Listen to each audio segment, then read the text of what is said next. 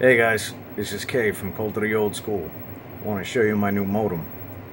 It's an Intel 14.4 that I hooked up to my Commodore 64. It's actually just the case. I ripped everything out of it and I threw an Arduino Ethernet up in there that I coded up an almost fully functional Haze emulation on it and connectivity to Commodore. Wired everything up, all the LEDs work and everything, and for all intents and purposes it's the same thing as a Haze 2400 as far as the Commodore is concerned, only you plug Ethernet into the back instead of your phone jack. So let's take a look at it. For this demo I'm using CCGMS, my go-to terminal. You see it brings back the regular OK. We switch to the ground. You see it's the modem type you set at 1670 Haze. Baud rate for this 300, 1200, 2400. Let's switch it over to 2400, which, by the way, this has auto baud detection that I threw in there. So, you know, you switch the baud in the software, you hit enter, and it'll automatically detect it, and it'll switch to whatever baud you set. You can also see that the now the high speed light's on because it's at 2400. So, you could use the Haze manual for all the commands. You know, it's pretty much everything's the same. I put most of the commands in there and implemented them, except for, you know, stuff that obviously wasn't needed, like, you know, line stuff and, you know, speaker volume and whatnot. But it has most of the regular commands. It's got, you know, the extended set. It's also got some custom commands for things like setting IP and, you know, all those extras. Since I'm lazy, I put the command listing in the ATI. So if we look at that, you see that we have the listing for I1 through I5. So if we do ATI 1, that'll show you IP address, subnet, gateway, DNS address. ATI 2, that shows a list of all the regular commands. ATI 3 shows the extended commands that you can use. ATI 4, that's all the custom commands. That's for you know, setting DHCP or your IP or whatever. Or if you want to put turn Telnet on, now some servers they require Telnet protocol, so I put the option in there for you to set that on. And also if you want to test something out or whatever, you could use the T2 for verbose. ATI 5 list all the registers. These are all the same as you'll find in most Haze modems, so you could use the ATS commands and whatnot. It's got a few extra things in there and whatnot. So let's start off with go back to ATI 4 and let's reset our IP. So to do that, we do 80% IP equals, let's set it to 192.168.0.65. So I'm typing one hand here. Okay, now when we do ATI 1, it'll reflect that and it'll show that the IP is now set to 65. Going back to the command list, you see the first, we got execute last command, so that works. So if you do /, it'll automatically put in the last command that you entered. It's got the ATE, which you could use ATE 0 or just regular ATE. So same thing as, again, as Haze. So if you set that off, then after that, it's not going to echo anything you type until you type ATE 1, and then I'll turn it back on. If you want to set ATH1, which puts it off hook, you'll see the off hook light comes on after that, and then you know, ATH will turn that off. And obviously you could set in the register what the timings are for that as far as delay and and all that. Let's see, we got our ETV, which is verbosity. So you set V1, that shows that. You set V0. Now it's going to give the numeric.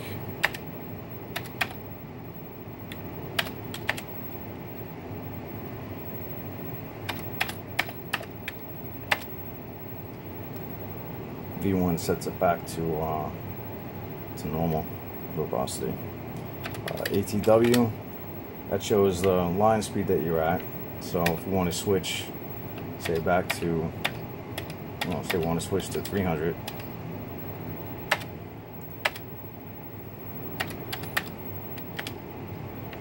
And ATW will show that. ATS0, the 0 register, that's for auto answer, how many rings before it answers.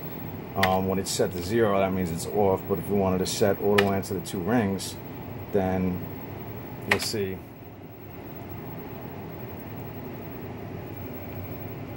auto answer is now on right there. And also, if we want to look at it, see what's in 0,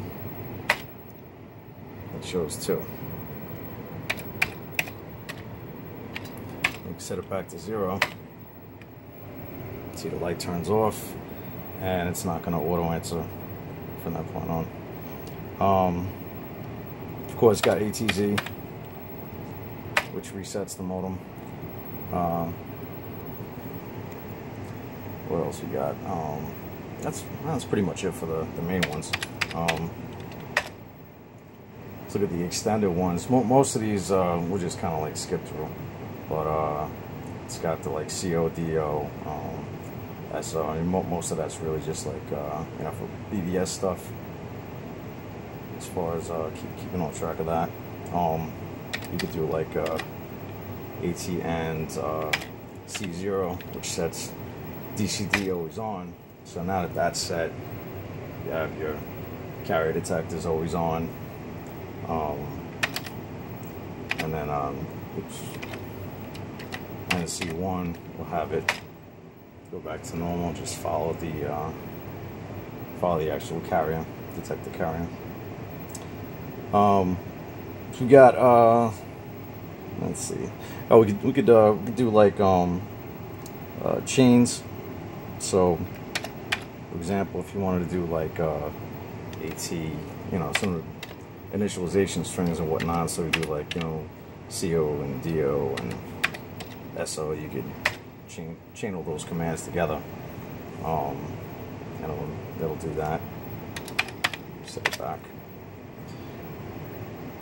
It's got factory restore, so if you want to just restore everything and all the registers back to factory settings, and you just do an AT and F, and it restores all that back to normal.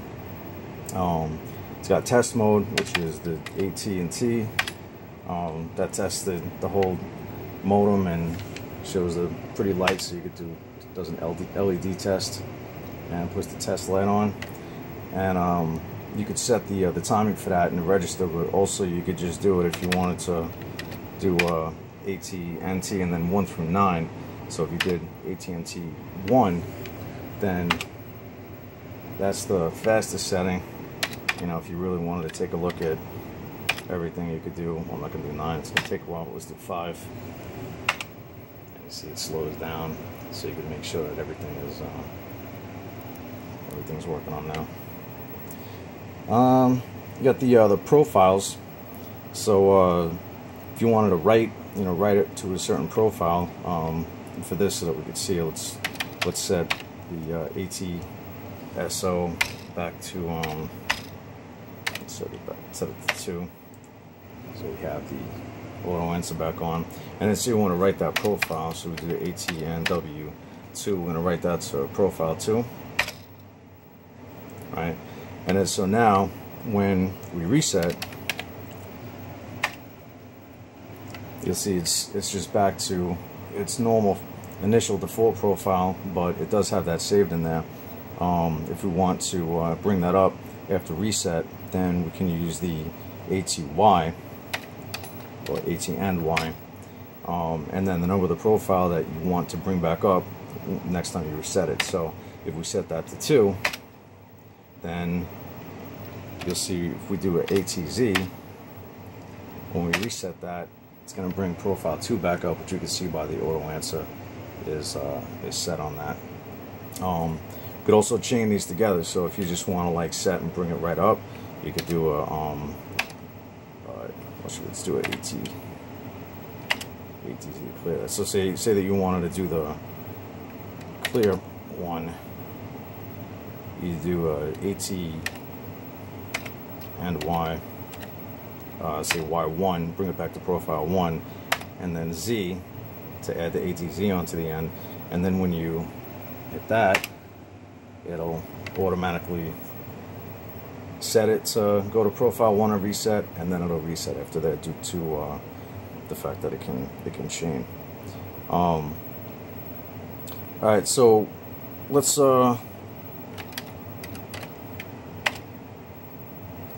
bring this back up over here.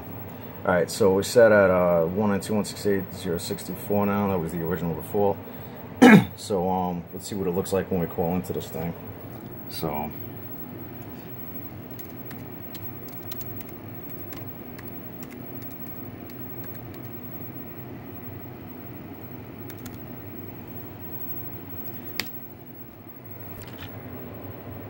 you'll see it's flashing because it's ringing.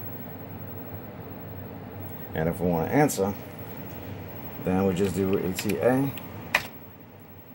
and it's connected.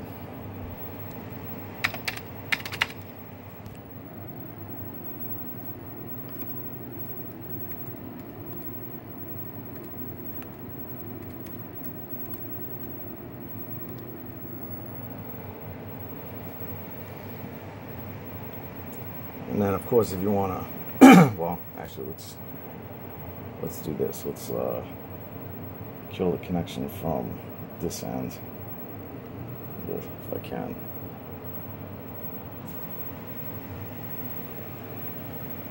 Nah, I can't reach out one hand. All right, let's go from this end. So we hit the plus 3 times, which brings it back into command mode. So from here, we're still connected, obviously, you know, so we could just jump in and out of command mode just like in the haze and everything. The cool thing about this, though, is that because it's over Ethernet, we could switch baud on the fly. So like if we wanted to, you know, switch this to 1200 baud, then it detects that, then we do an ATO to pop us back on there.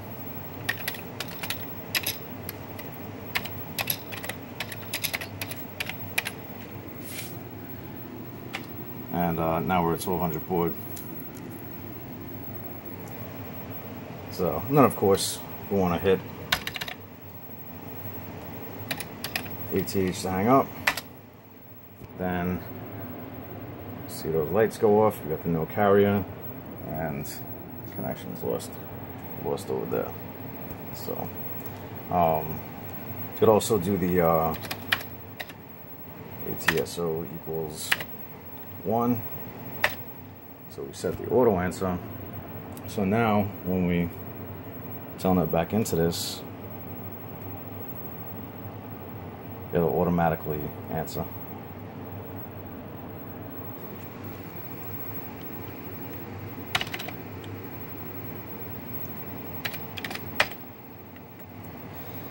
Alright, you can dial out. So let's actually switch this to graphics terminal. And try calling into BBS. First off, it's regular ATDT. If you put in something that doesn't make any sense, or that won't resolve, then it'll tell you no resolve. Other than that, let's try calling into Switchblade's BBS.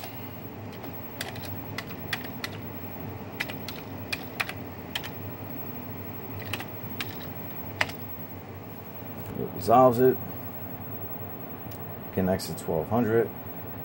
Obviously his side will say that it's more than that, but that's just because he's got it all emulated. And the text color graphics. 40 columns.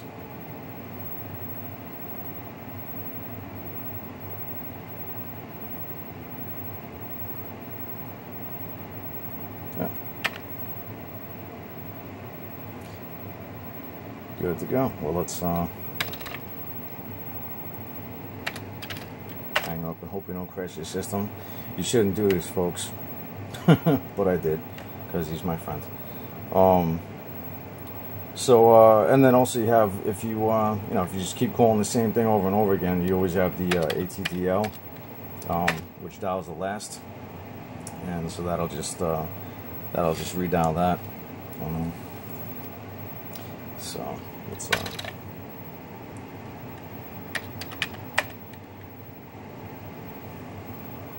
so that's about it. That's the retro modem. Well, what I'm planning on doing, obviously, Switchblade's doing a little testing on my first prototype for me, and he's going to get back to me with any issues. I'm going to be, playing around with it and see if I find anything wrong. So right now it's in beta. Once I get everything all fixed up, then I'll probably end up maybe prefabbing cases and boards and making a few of these if you guys are interested, or if anybody's interested. But let me know what you think. Comments or suggestions. Always looking for suggestions. Nothing all crazy, but remember, this is just supposed to be like a regular 2400 baud modem. But that's what I'm looking for. If you wanna, let me know how crazy I am for doing 300 baud over gigabit Ethernet. That's fine too. I do it for the lulz. Thank you guys. Later.